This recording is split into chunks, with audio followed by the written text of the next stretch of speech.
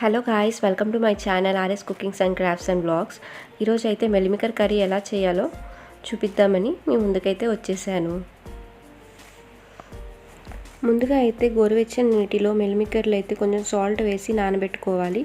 తర్వాత ఒక బాండి తీసుకొని కోకోనట్ అయితే వేయించుకోవాలి. తర్వాత కొద్దిగా ఆయిల్ వేసుకొని ఆనియన్స్ బ్రౌన్ కలర్ వచ్చేంత వరకు వేయించుకోవాలి. అందులోనే కొద్దిగా 2 లవంగాలు 2 ఇలాచీలు వేసుకొని బాగా వేయించుకోవాలి.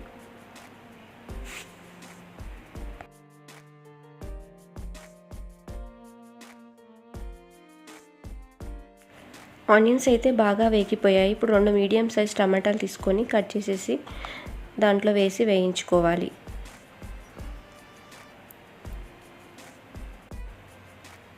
ఇప్పుడు అందులోనే కొద్దిగా కాజులు కూడా వేసి వేయించుకోవాలి.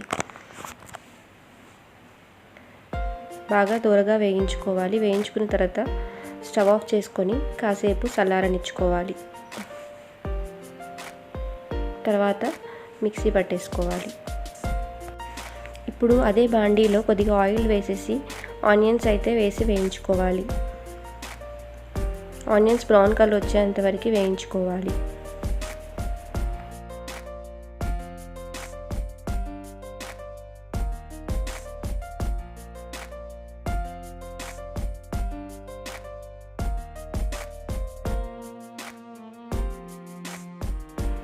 ఆనియన్స్ బాగా వేగిన తర్వాత కొత్తిమీర, పుదీనా, కరివేపాకు కూడా వేసి బాగా కలుపుకోవాలి.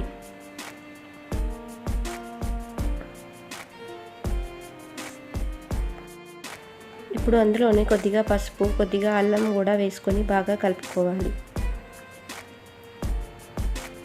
తర్వాత మనం ముందుగా నానబెట్టుకున్న మెల్లిమికర్లు కూడా అందులో వేసేయాలి.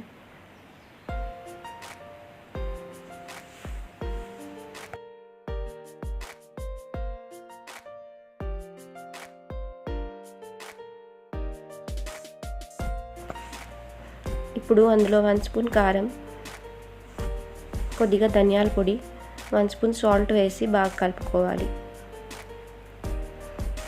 బాగా వేగిన తర్వాత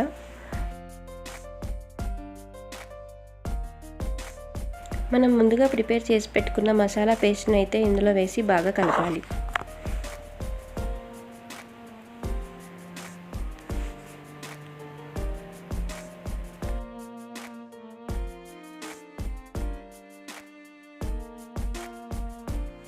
బాగా కలుపుకున్న తర్వాత మూత పెట్టి 5 నిమిషాలు మగ్గనిచ్చుకోవాలి. ఇప్పుడు 1 గ్లాస్ వాటర్ పోసేసి బాగా కలుపుకొని మూత పెట్టి ఆయిల్ అంతా పైనకి తేలేంత వరకు ఉడికించుకోవాలి.